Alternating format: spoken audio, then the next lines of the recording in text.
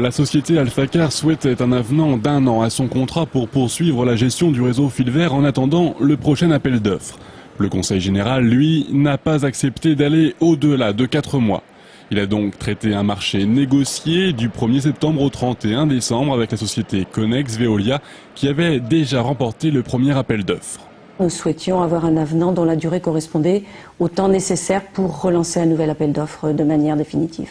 Donc nous, pour ce qui nous concerne, 4 mois, 6 mois maximum, c'est ce dont on a besoin et on n'avait aucune raison d'aller au-delà de cette durée. La continuité du service de transport public sera bien assurée, décision donc invisible pour les voyageurs mais pas pour les conducteurs. Il y a 3 semaines, ils avaient déjà manifesté leur inquiétude dans les rues de Tours. Aujourd'hui, seule une quarantaine de conducteurs est assurée d'être repris par l'entreprise Connex Veolia au 1er septembre. On a la certitude que quelques personnes d'aller chez Veolia, d'autres malheureusement vont passer un petit peu à côté, malheureusement. Donc il y aura un plan social de fait début septembre et certaines personnes malheureusement se retrouveront dans la précarité.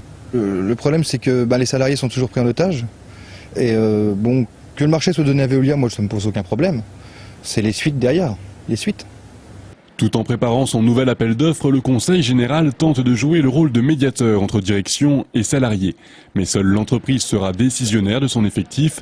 Déjà inquiets pour leur avenir proche, les salariés craignent également un futur plan social suite à l'attribution du marché pour les 7 prochaines années.